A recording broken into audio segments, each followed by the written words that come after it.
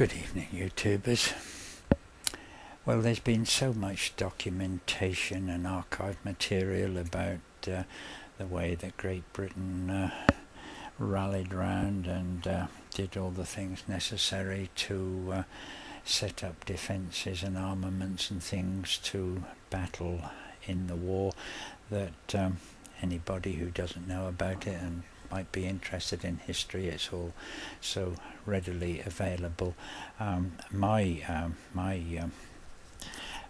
sort of interest or stories is about my experience of it all, and of course nothing much had happened, but of course there were lots of things that were exciting about the occasion. I mean, one of the things was that there was a complete blackout. There were no street lamps or any light allowed to shine from houses or any premises whatsoever. Wardens came round and would even sort of shout at anybody who was seen to light up a cigarette. It was as ridiculous as that, and all the transport had cars and lorries and motorcycles and things had hooded lights that you could see about 5 yards ahead. But it was quite exciting sometimes to go out into the complete blackness, and the air raid siren may have gone, and searchlights were sweeping across the sky, and you could hear the sound of aircraft, and you hoped it was one of yours and not one of theirs. And then sometimes gunfire in the distance. So it was different and sort of well, quite exciting really. You saw convoys of troops coming along. I think I remember once I even saw a Bren gun carrier, which was a tracked sort of tank. So yes, it was. It was quite exciting. But basically, my life was just the same as it ever had been. I mean, school and home were just the same as normal. So I thought perhaps I might like to tell you about my home and where I lived and the situation that prevailed.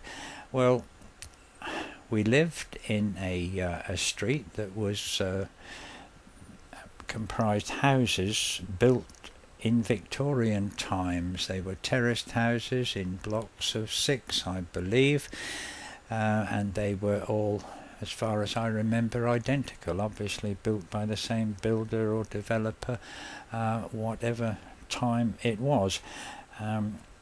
But they were quite old, and they were very soon after the war demolished, regarded as slums and unfit for human habitation.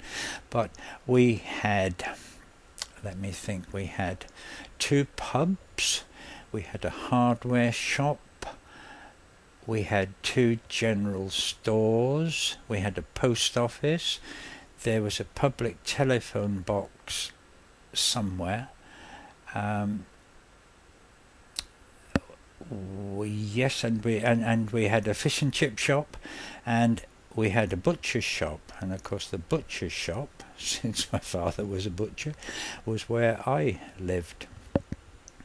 Well, the shop took up, of course, the front part of the house, and behind that was the living room, which was the only room that had any heat in it, but it was heated very nicely actually, by a coal fire which had an oven on one side and a metal hot plate on the top, on which there was always a container of hot water, and we all naturally lived in that room. Behind that was the kitchen, which had a shallow stone brown sink with one cold water tap above it.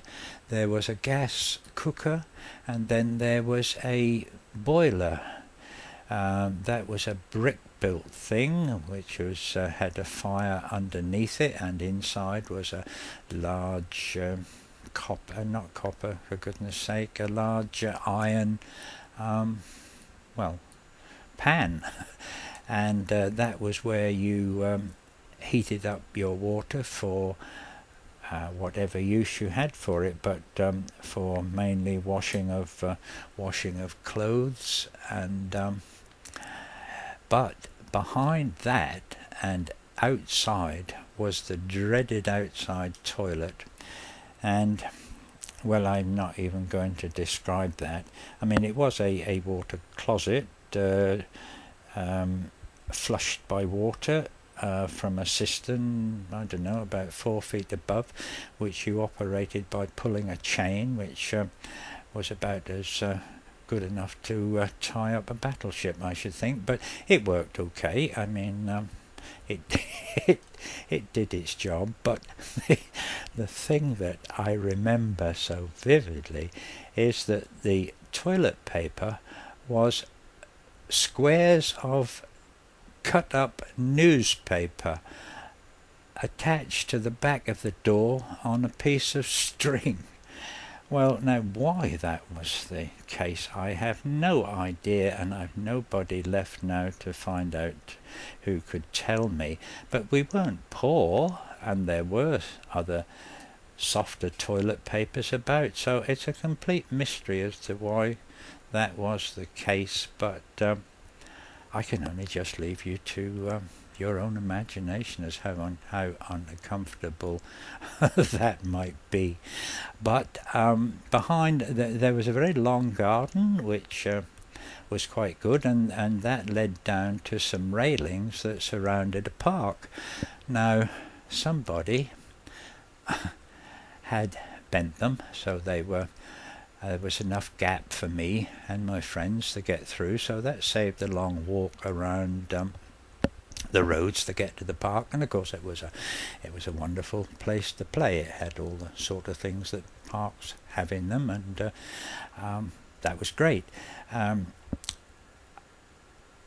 There is just a little story about that, because later on, when the bombs did start to drop, there was one bomb that didn't explode that landed in that park just a few feet away from the railings that I used to crawl through. Well, of course, thank goodness that it didn't explode, or that would have been quite nasty. And if there's time, I will put a picture on the end. Oh God, to show you that. No, I must rush on, because I wanted to tell you this story, which I don't know whether it has a moral or not, but I must rush on now. I lived 4 miles from the school, and I went there on a bicycle. One day my father asked or told me to deliver a packet of sausages to Mrs. Nelson, a lady who ran the shop just a little way up the street. Well, I wasn't too pleased about it, because as usual I was never give myself enough time to get to school, but that was how I earned my pocket money, so that is what I had to do. And when I got there, there were 2 ladies in the shop gossiping or being served or something, but anyway, they were in my way, and I threw the sausages onto the counter and went off. But when I came home, the crime had been reported to my mother. The woman had said I had been very rude. I said I didn't say anything. She said, "That's not how I heard it. You must go and apologise." I said, "No, I won't." She said, "Yes, you will." I said no, and she said yes, and she marched me up to the shop. I remember speaking to my mother about this when she was very old, and she said, "Oh boy, Peter, I didn't." But she did. And but the point of the story is, if there is one, is that when we got there, she either pushed or sent me into the shop, and she stayed outside. And oh dear, 9:44. And I think she was quite a wise old lady, because she knew very well that I wasn't going to grovel on the floor to the old bat and be subservient to her. And I think, knowing that, she had made her point about her own authority and established that quite firmly, and by staying outside, she didn't want to extend the conflict.